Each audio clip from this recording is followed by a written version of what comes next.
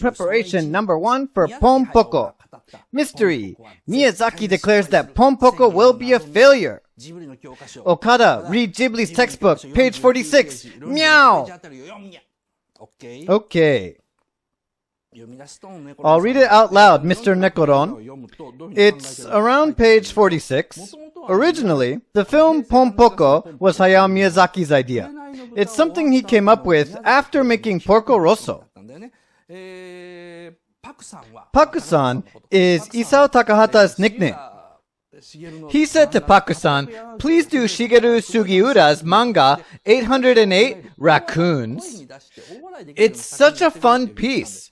I want you to make something that would make everybody crack up. A film that will make everybody in the movie theater double over in laughter." But Takahata said, "I don't quite get this comic book, and I think laughing out loud in theaters is the most ridiculous thing." This coming from the man who later creates the comic piece, My Neighbors, the Yamadas. But because Miyazaki depicted himself as a pig in Porco Rosso, he wanted Takahata to depict himself as a raccoon. Miyazaki himself is a greedy person, always needing female attention.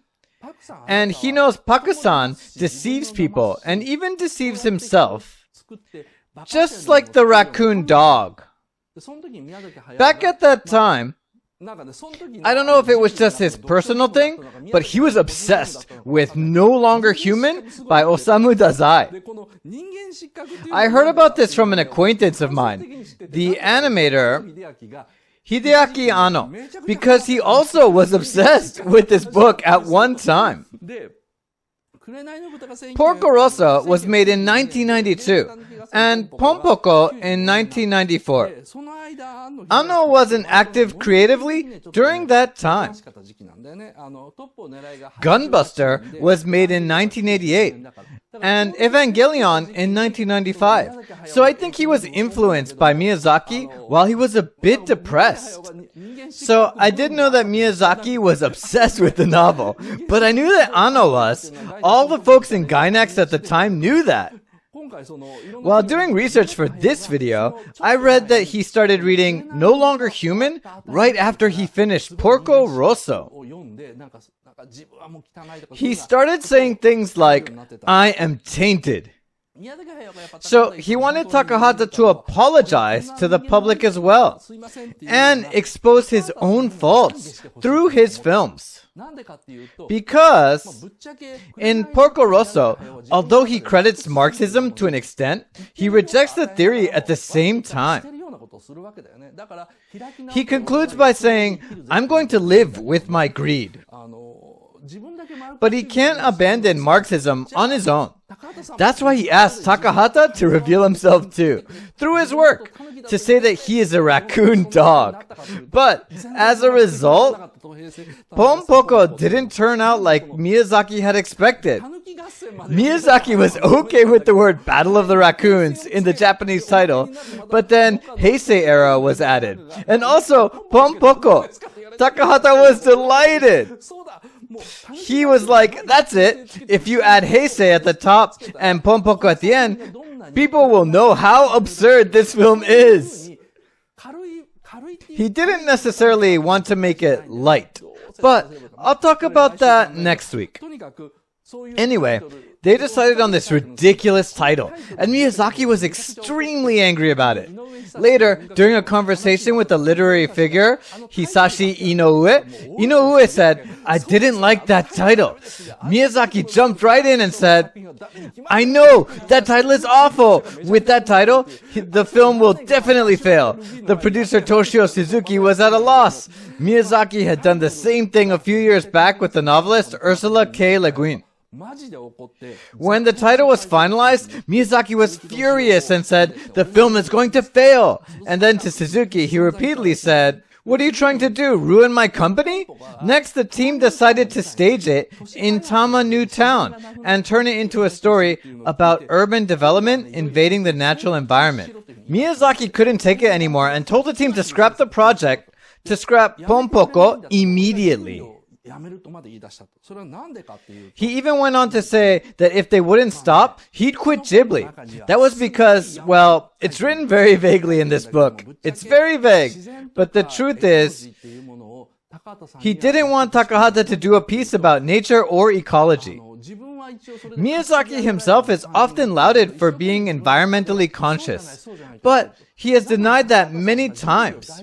So he couldn't let Takahata make such a landmark Ghibli film, which, by the way, Takahata got 2 years and a huge budget for, while Miyazaki was only given a year to make Porco Rosso.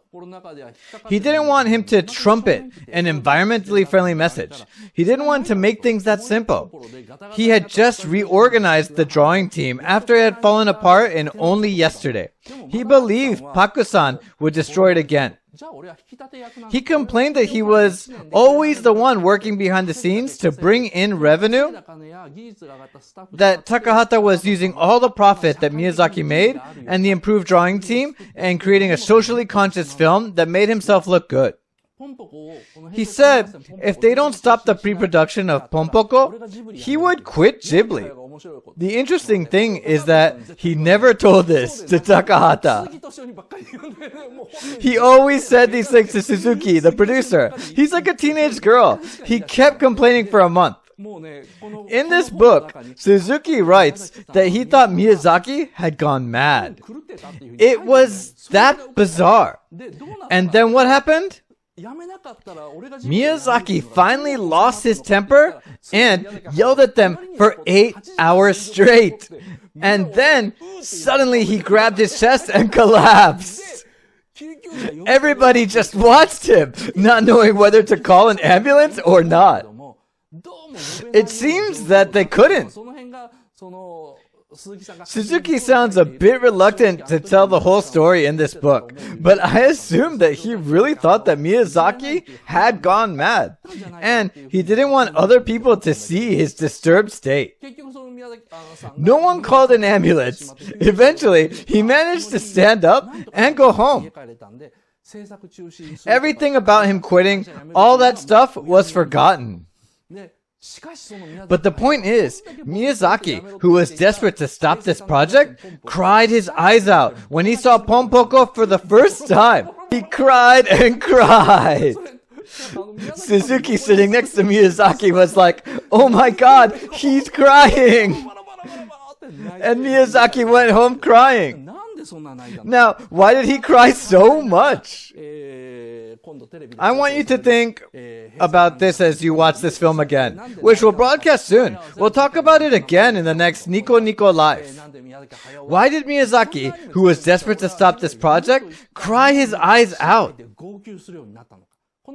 I think you will discover new things if you see the film again in this way.